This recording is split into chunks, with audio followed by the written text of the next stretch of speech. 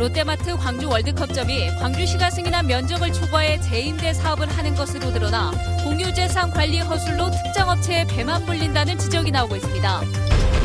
2015 국제농업박람회가 개막을 이틀 앞두고 주요 전시 컨텐츠와 상설 프로그램 등을 언론에 첫 선을 보였습니다. 광주시의회와 시민사회단체들이 한국사 교과서 국정화 중단을 요구하고 나서는 등 반발이 잇따르고 있습니다. 윤장현 광주시장이 오늘 시정질문 답변을 통해서 한전 배구단 유치를 위해 최선을 다하겠다고 밝혔습니다. 여러분 안녕하십니까? 광주 월드컵 경기장에 있는 롯데마트는 광주시에 매년 수십억씩 임대료를 내고 있습니다. 그런데 롯데마트가 매장을 재임대해서 버는 수입이 광주시에 내는 임대료보다 더 많은 것으로 드러났습니다. 광주시 땅을 사실상 공짜로 쓰면서 돈도 벌었다는 뜻입니다.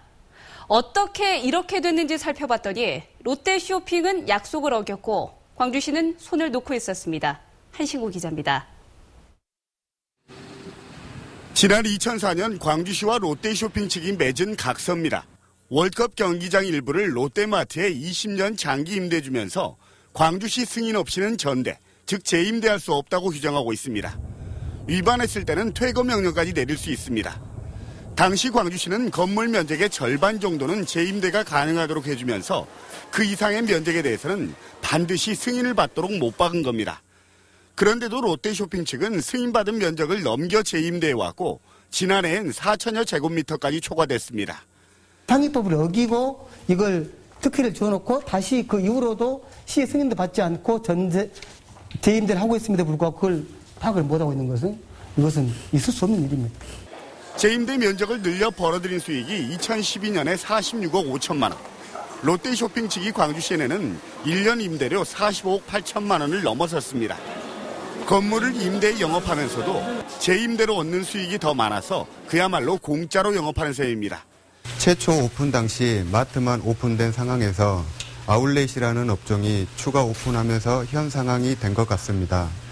사정 이런데도 광주시는 2년 넘게 아무런 조치도 취하지 않고 있고 재협상에서도 어떤 결과도 얻지 못하고 있습니다. 어차피 우리가 협상에 한 계약 방식밖에 선정할 수 없기 때문에 더욱이 재임대 매장을 늘리는 이유가 광주시와의 임대료 재협상을 피해가기 위한 꼼수라는 지적도 있습니다.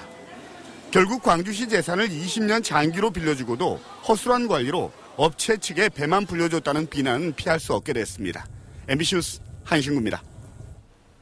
특혜 논란이 일었던 야구장 운영 협약을 광주시가 본격적으로 재검토합니다.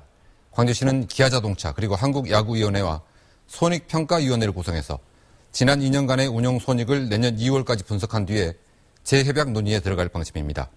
광주시는 야구장 신축 당시 300억 원을 부담한 기아차에 야구장 운영권과 광고권 등을 부여했는데 객관적인 평가 없이 계약을 체결해서 특혜를 줬다는 지적이 일었습니다.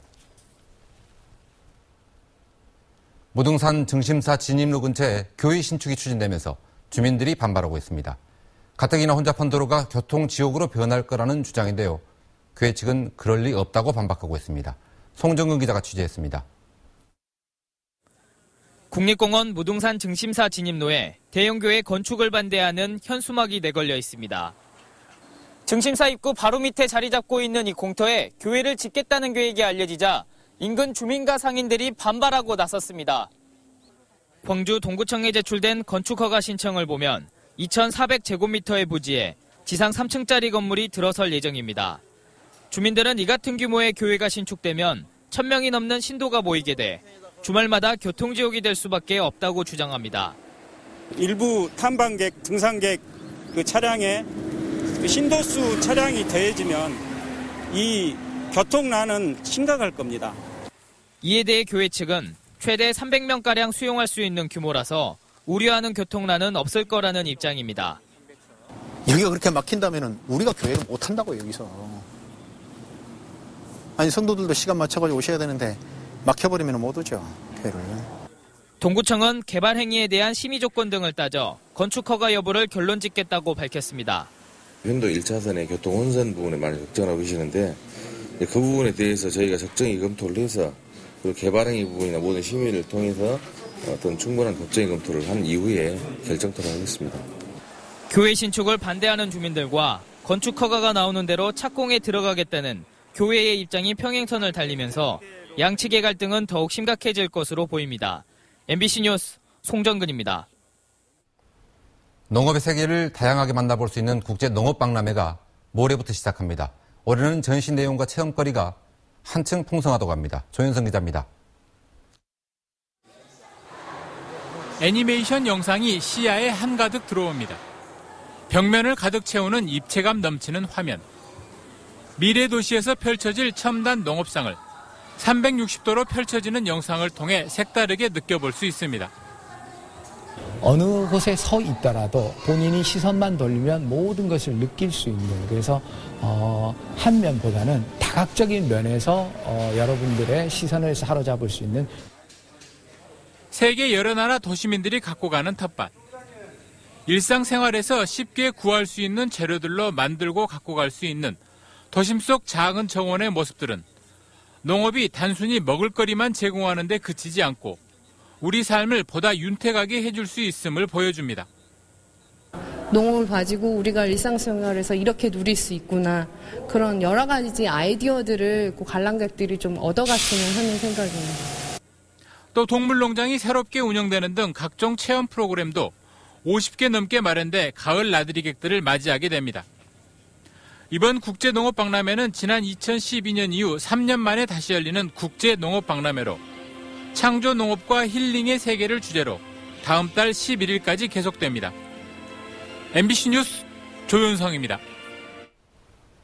한비도전에서 방사능이 누출됐을 경우에 대비해서 방제 훈련이 진행됐습니다. 방사선 비상계획구역이 확대되면서 원전 주변 8개 지자체가 참여한 역대 최대 규모였지만 광주시는 참여할 수 없었습니다. 김인정 기자입니다. 원전 방사능이 유출됐다는 적색 비상이 발령되자 집에서 대피한 주민들이 긴급 출동한 버스를 타고 대피 장소에 신속히 도착합니다. 방사능을 씻는 제염 작업을 거치고 피폭 여부를 확인하고 응급 환자를 수습해 헬기로 이송합니다. 지진 등 복합 재난으로 원전이 멈추고 방사성 물질이 누출되는 사고 상황을 가정한 대피 훈련입니다.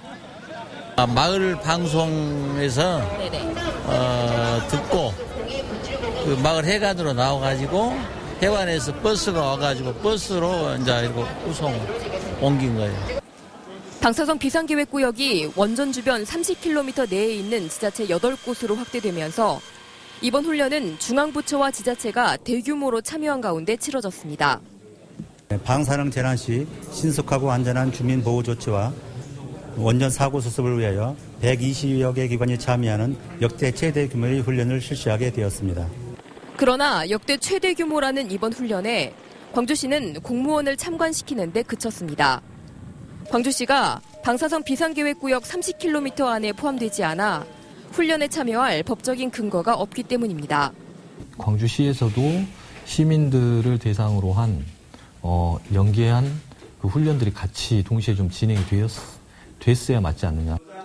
방사능 피해 범위를 속단할 수 없다며 광주시는 한비도원전 안전성 확보를 상생협약 의제로 채택까지 했지만 이번 불참과 더불어 실현 가능성에는 의문이 커지고 있습니다.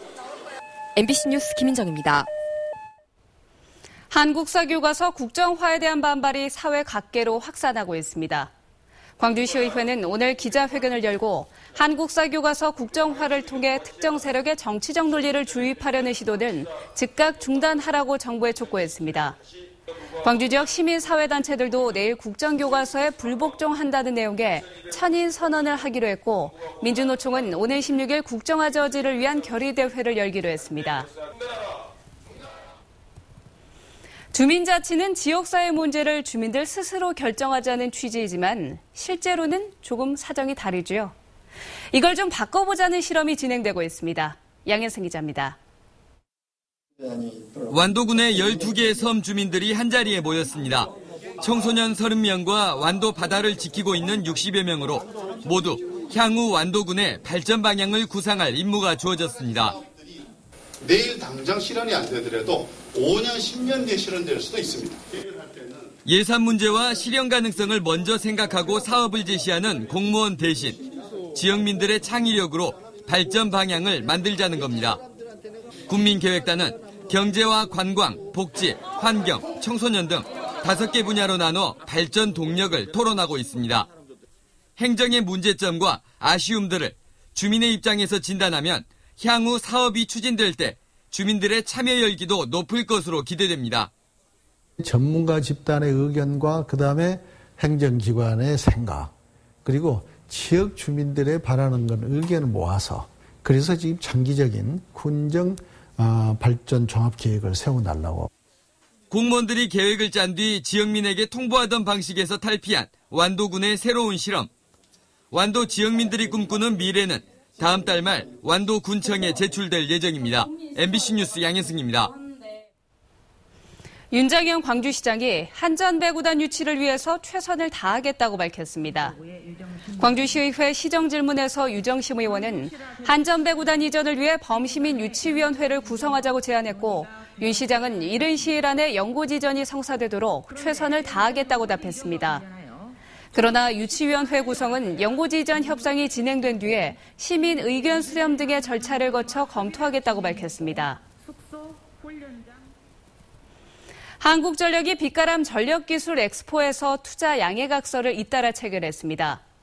한전은 빅스포 개막 첫날 LS 산전, 창원대 등과 초전도 케이블 상용화를 위한 기술개발 MOU를 체결했고 중국, 브라질의 전력 공기업과는 신기술 분야의 협력 강화 등의 내용을 담은 투자 양해각서를 체결했습니다.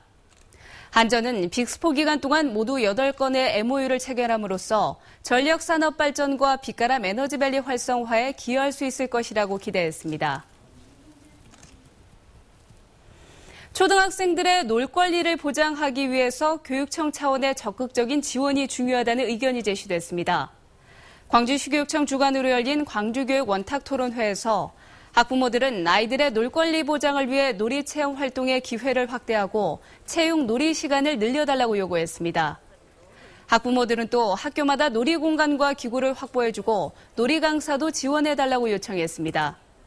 장유국 교육감은 놀이 시간과 놀이 시설 확충을 위해 아낌없이 지원하겠다고 약속했습니다.